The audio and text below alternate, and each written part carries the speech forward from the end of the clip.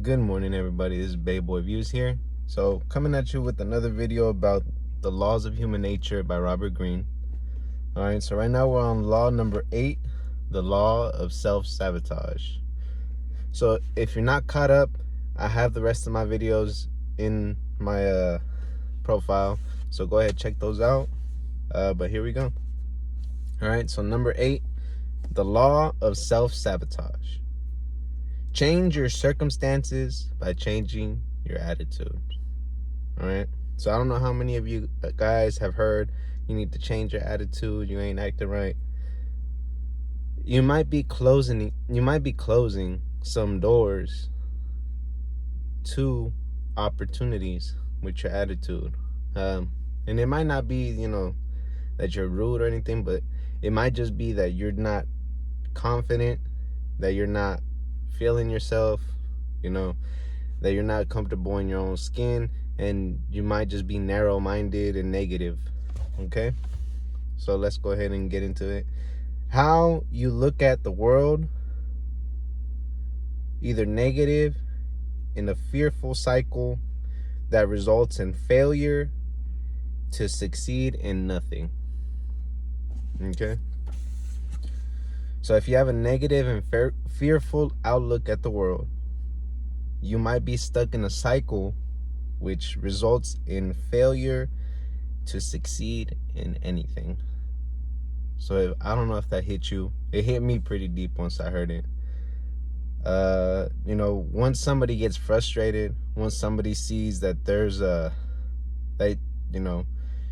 no hope, you start losing hope, you start doubting yourself, and especially, in my circumstances as a mechanic, you've hit the wall sometimes. You have a lot on your plate. You got this one car that's just taking you forever. You tore it apart 2-3 times. It's just, you're losing money. Everything's going through your head at the same time. What works for me is usually I just take a break, I step away, go talk to somebody, maybe get some advice, because most of the time when you're at that point, that's all you can really do is just step away. Then when you come back, you have a refreshed mind, attitude's different, and usually it resolves itself. I haven't came across a car without some type of help that I wasn't able to fix, and I'm happy about those odds. So there's two different ways of looking. There's negative and narrow, and then there's positive and expansive. So you can see there's two polar opposites of each other.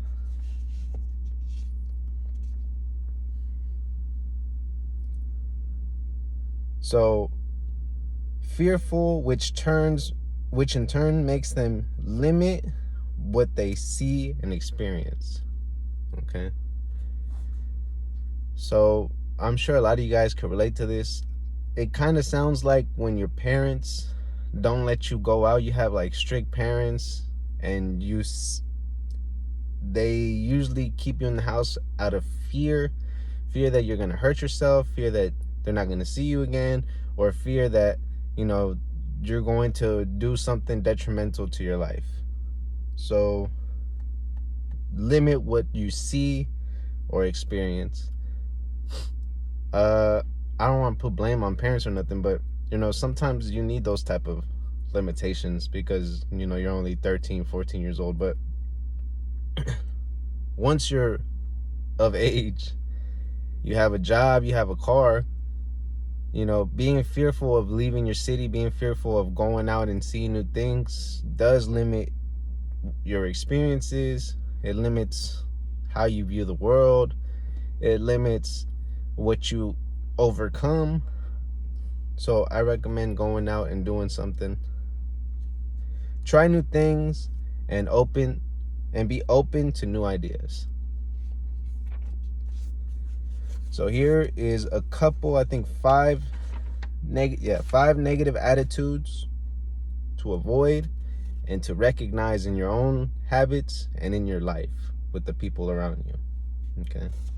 So number 1, hostile attitude. People that blame others and believe that the world is against them. I'm sure we've all seen these type of people.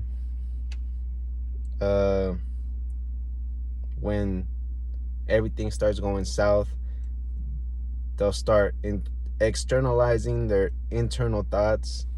They'll start pointing fingers and looking for people to blame. It just becomes something where they become this type of victim for themselves. They also have this attitude towards people that may look or be superior to them, or have bad social skills. I know that when I'm in an interaction with a new person, I used to feel very, like, I wouldn't say hostile, but like anxious when there would be new people around.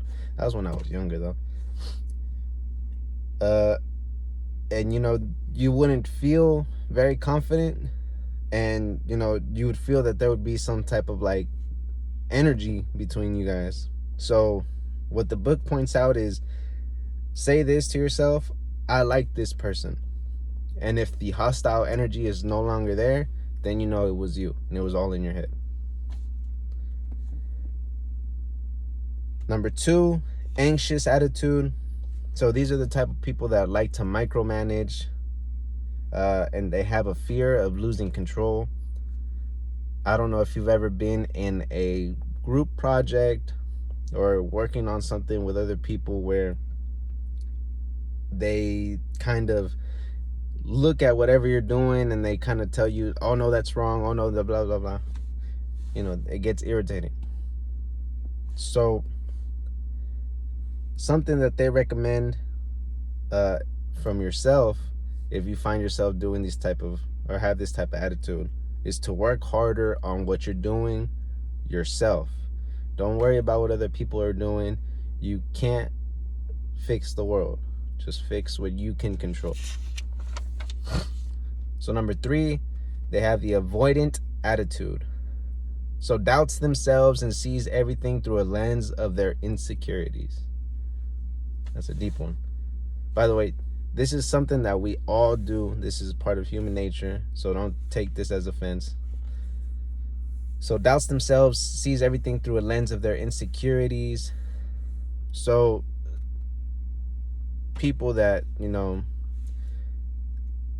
doubt their abilities on how they work, people that doubt their abilities to speak to the opposite sex, people that, and it might not be a fault of their own. It might be that, people are talking down to them, or they had past experiences that haven't exactly been helpful. It's okay to fail. It's not okay to stop. And, these are the type of people that you try to get into like some type of deal with. You'll be excited about doing some type of, like, say you buy some, like, a rental property. They're the type of people that will encourage you. They'll be like, oh, I'll help you out, and halfway through he's your carpenter or something, and he'll just give up on the job entirely. So be cautious forming partnerships with someone like this. Basically, I see this as like people that will talk a big game, and then once everything starts coming in, they're anxious and they're just like, oh, they'll avoid the situation altogether. And not the type that will finish a project once it's concluded, you know what I mean? Or once it's in the process. So take on small projects and make sure to finish it. That is the cure and the helpful way to continue expanding instead of staying in that same cycle of, starting something and not finishing it. Number 4, depressive attitude. So people that self-sabotage before even finishing. These are the type of people that misery loves company, don't need to help them. They will suck you in and spit you out. So I'm sure we've all had people like this where, they'll start, making you feel bad for them. because, you know, there's some circumstance in their life that they feel is keeping them from, you know, achieving their biggest inspirations, biggest goals.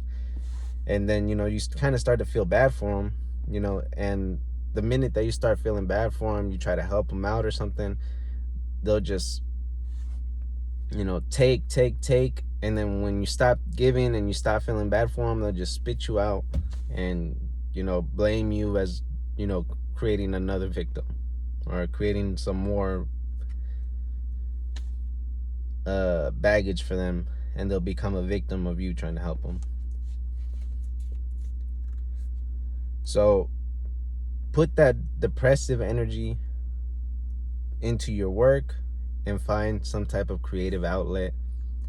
So these are the type of people that, you know, have a lot of energy, have a lot of things going on in their head, and it's probably a good idea for them to like go find something that they like, you know, put all that energy in there, whether it's, you know, advancing yourself in your career, something that you enjoy, or finding like some music instrument, finding a sport that you like, you know, and put your energy into that.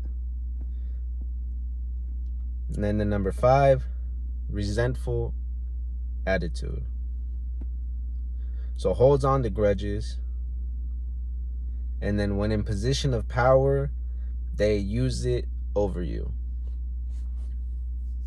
Okay, so I don't know if you guys ever had somebody with a resentful attitude that would, you know, kind of take out whatever they have against you when they get an opportunity to. So I believe probably the best example would be like being in an old relationship, and, you know, you'd have somebody that would bring up old topics or old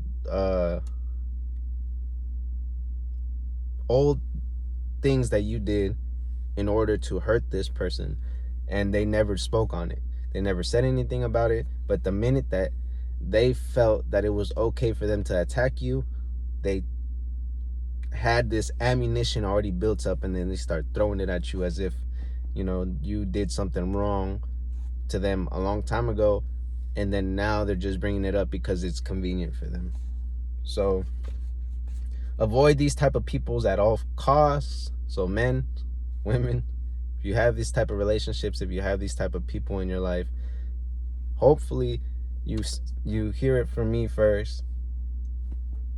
Keep them at arm's length, because they're the type of people that will throw things in your face because they are in the position where they did something bad, and they remember you did something bad, and they'll throw it in your face. All right, it is better to blow up in the moment than to let it build in your mind. And yeah, 100%. So this one was kind of a short one. It kind of ends like this: adversity and pain out of your control, but you can control how you react. So there's always going to be adversity, there's always going to be pain, there's always going to be challenges that you're not ready for, and things that you just can't control, things that you just have to go through. But you can control how you react to it.